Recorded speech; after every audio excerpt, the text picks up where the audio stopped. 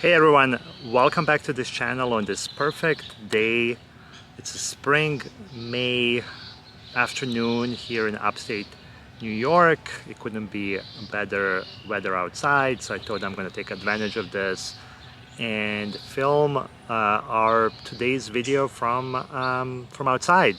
We're going to continue talking about the narcissism, and today I have something special for you. How many of you dread to go to work every day, are experiencing toxic working environments? Maybe you're afraid to speak up, you're afraid to bring up any issues, any problems, because you fear that you will get punished, or you've seen other people get punished. How many of you have managers that you dread talking to?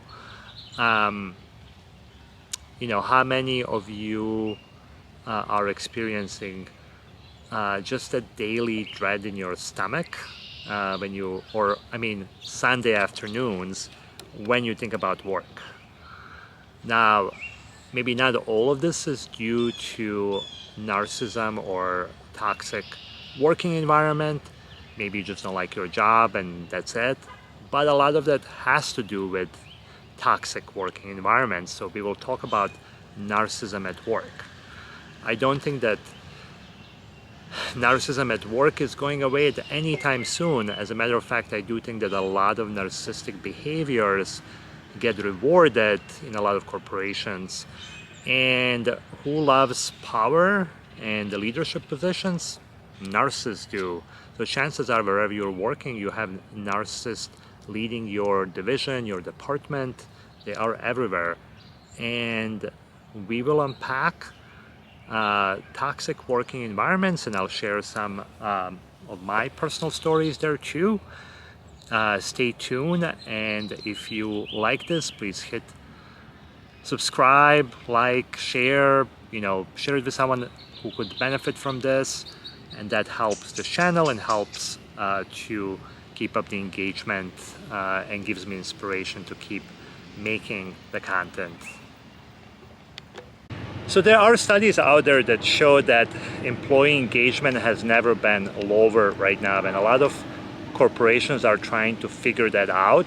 And what they're trying to do is that they're trying to force employees to go back to the offices. A lot of corporations are enforcing hybrid working environments. Even those that said that during the pandemic that they would let employees work remote are kind of walking back on this. And I think that this has to do with what they think is power dynamic. They want to be able to control employees.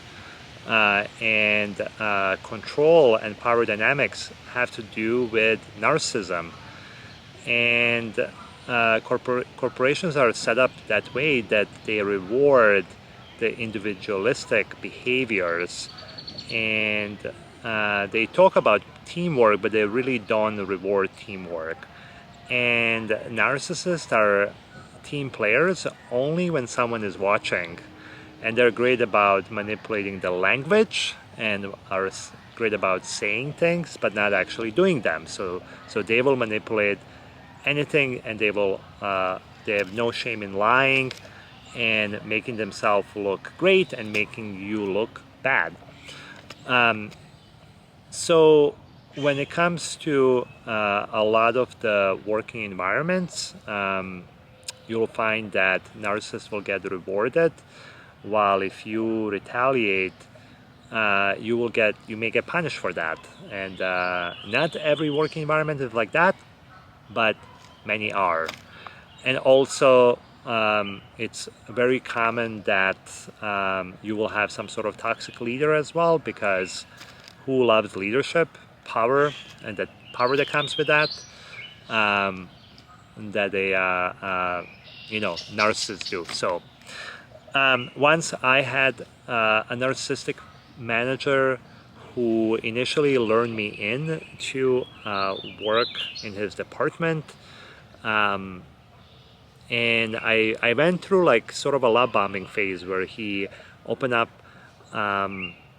invited me to different meetings where I normally would not go, invited me to speak on situations that he didn't really have to, made me initially feel seen and heard and included and important, and that all lasted for a little bit until I spoke up and said something that was opposing to him, and we quickly went into the valuing stage where he started just ordering me around, sending me requests late at night or in off hours, after 5, showing no empathy for very difficult situations that were happening.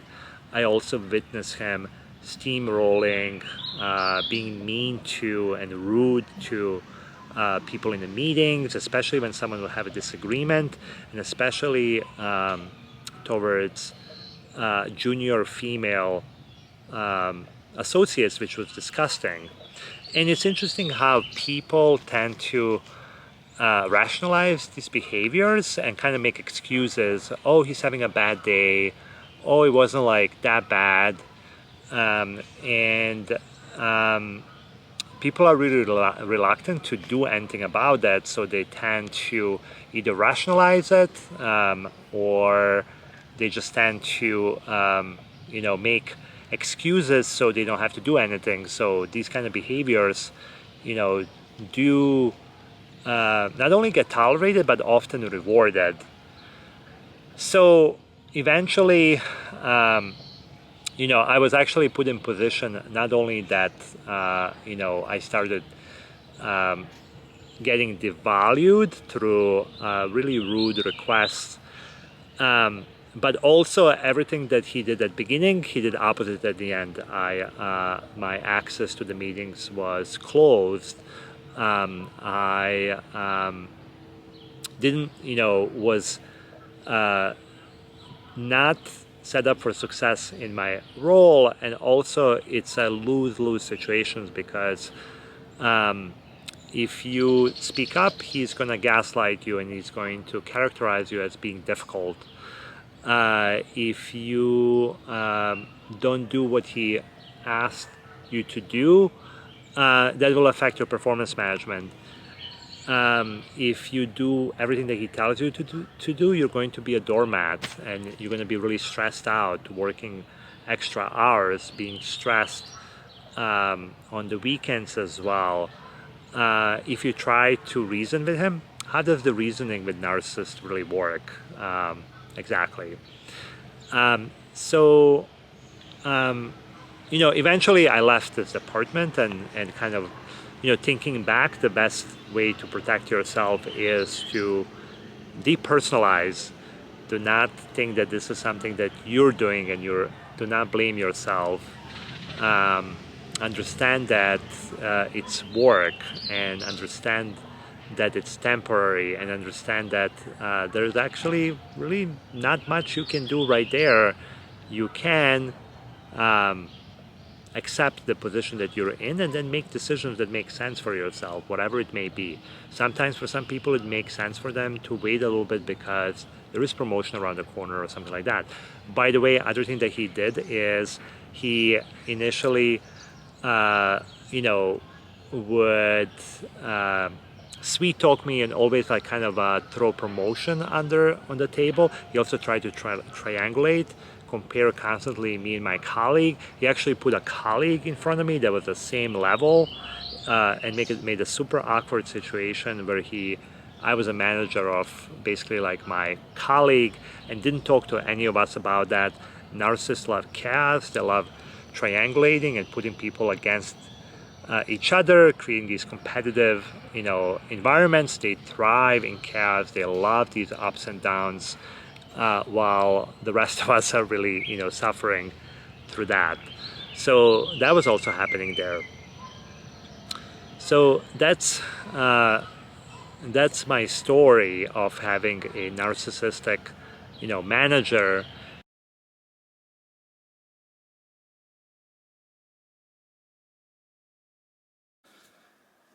The reason we're talking about toxic working environments is because it happens a lot. A lot of my clients are dealing with it. I've been in that situation myself, and it feels really yucky. And while you can't change single-handedly your working environment, you can't change how you deal with that yourself.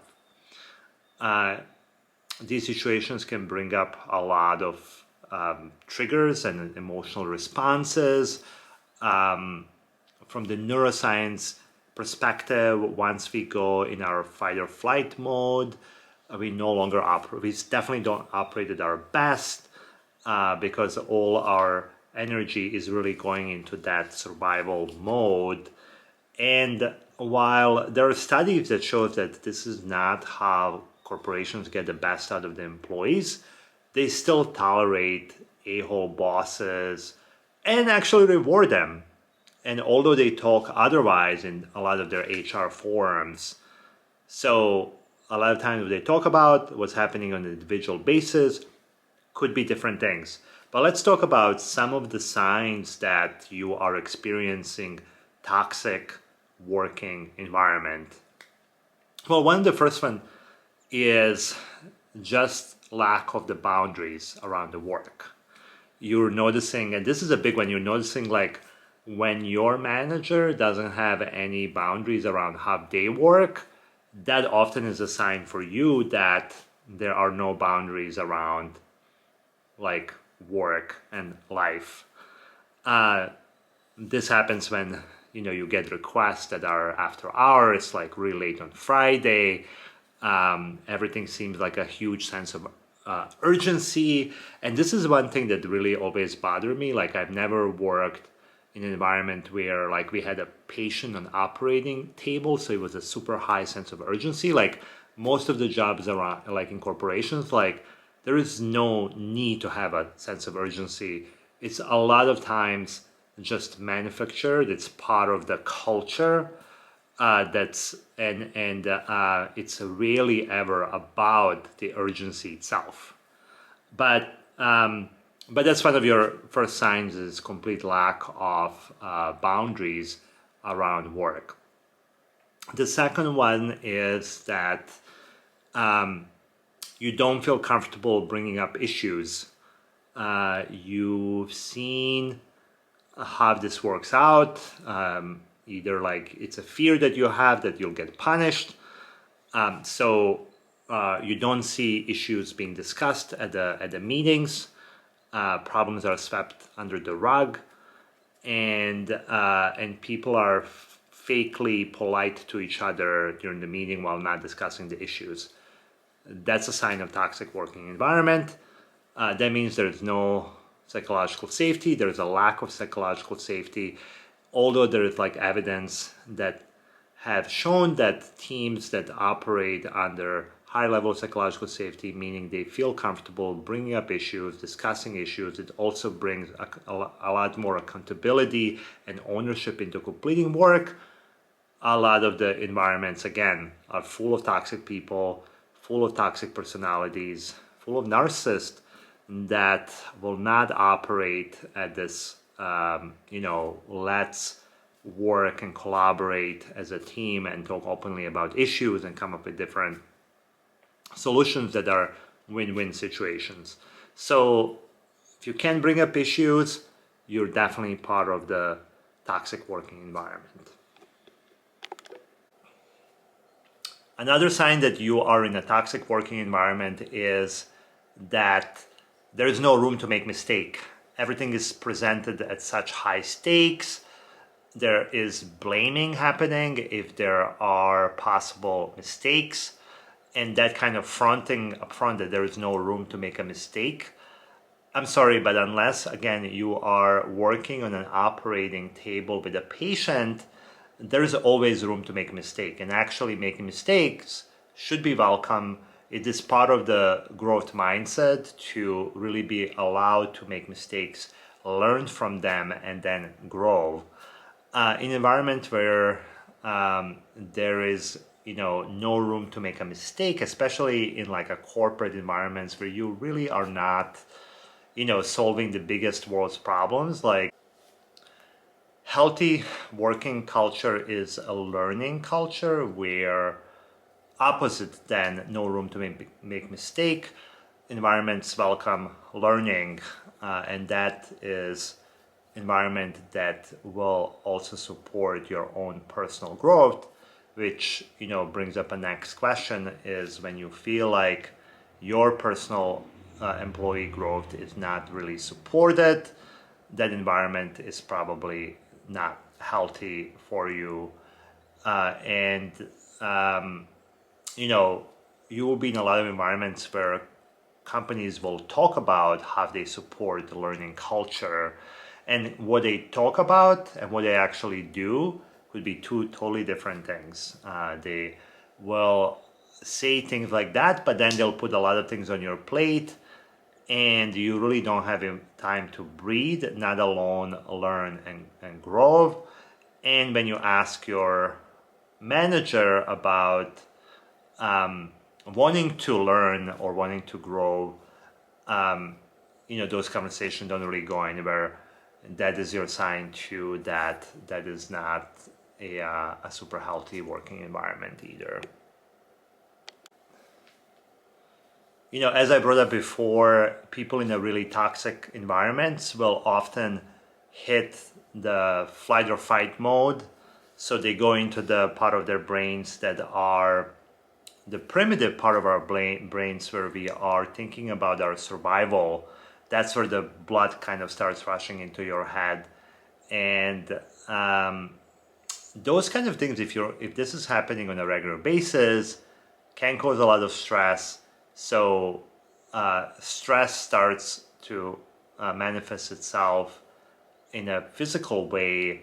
And if you notice people regularly experiencing physical symptoms of stress at work, that is not a good sign that you are working in a really healthy working environment. And if you notice that around you, if you notice that with yourself, definitely not a good sign.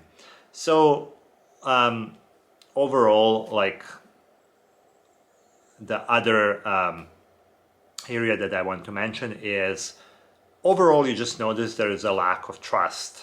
The lack of trust definitely speaks to a toxic working environment. The lack of trust between colleagues, the lack of trust between management, not really believing kind of, saying one thing, doing another thing, all of those things do not help in building that trust. And when you are in that kind of environment, it is definitely a sign of a toxic working environment. It is not coincidence that in 2022, gaslighting was word of the year, the most searched word out there, and a lot of gaslighting does happen at work as well. So again, the gaslighting is systematic denial of your reality. I see different kind of levels of gaslighting happening in corporate environments. I experienced once working in an environment where when you go to like the meetings where the head of the department talks, like you're working in like a train wreck type of department where there's like a high turnover, the product development is like not going really well, everyone's complaining, and you go into the session with the head of the department, like an all hands or a town hall, and everything sounds like it's perfect. It's like just, sunshine and roses, and they paint a picture, and you kind of question, okay, is it me or or is this like a bunch of crap? And so a lot of times the leaders tend to act like they have all the answers, but they really don't, and they minimize the problems while they're exaggerating and painting the picture and finding the most creative words to put the words together and the word salad that don't really mean much. So this happens a lot. And then when you are actually confronting the real issues, then you're like, oh, you're being very defensive, you're being very aggressive, you need to think about how are you approaching the situation. That's gaslighting. And then you kind of start questioning yourself. And especially if you are having this kind of discussion with your manager and you constantly walk out of it thinking it's you and you start questioning your reality. Overall, when you are in an environment where you know a lot of people are disengaged and you just know that no one wants to be there, there's high turnover, people don't trust each other, you can bring up problems, you get gaslighted when you do, then they put like a rosy and picture of what's going on, and people really don't talk about the issues. You're not in the best working environment, and when that Sunday comes and you're dreading. And I remember on the Sundays it was so hard to even think about work, and those were the Sundays, my signs that I was definitely not happy with my work situation. So those are some of the signs. The next we're going to talk about is, so how do you deal with toxic environment? What do you do? Let's talk about what happens when you find yourself in a toxic working environment and you are trying to figure out, what do I do? Well, first consider your options, and you don't have that many here. You either stay or you leave. And it's not that simple. Some people will just kind of say like, why would you want to stay in that kind of environment? Well, for a lot of people, it may not make sense to just leave right away. It may not be feasible. Even if you're going to leave, it may take some time to find a new opportunity, and you have to be in the right mindset to look for a new opportunity. You may be exhausted. So let's talk about, what can you do to start preparing yourself for either an exit, or if you're going to stay, what some of the strategies that you could, things that are in your control that could make this more bearable. Well, one of the first things that definitely has helped me is to try to depersonalize the situations that are happening around me. It's very, natural to take things personal when there's so much that seems like it's personal, but it's much healthier for you if you can depersonalize what's happening around you.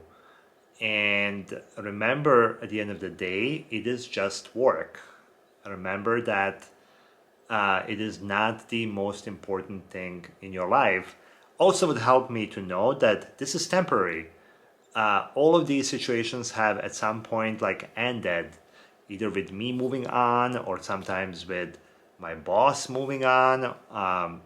And remembering that it is temporary.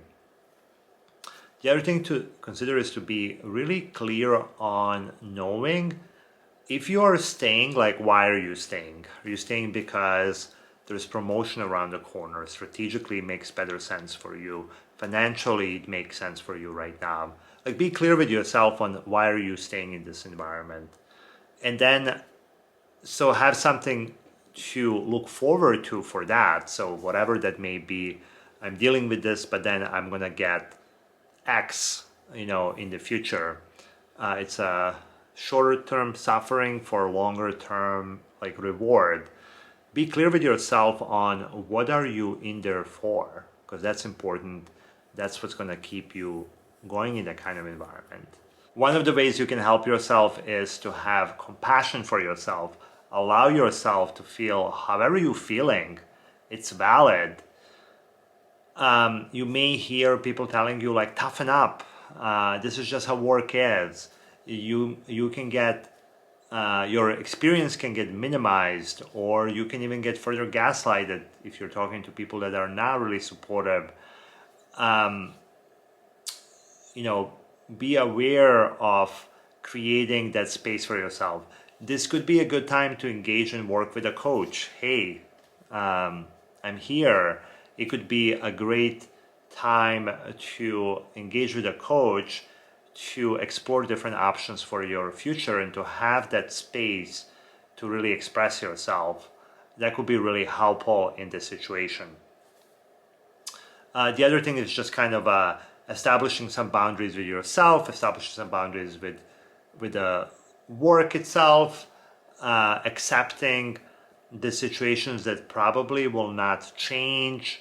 All of that to start taking back your power and getting yourself out of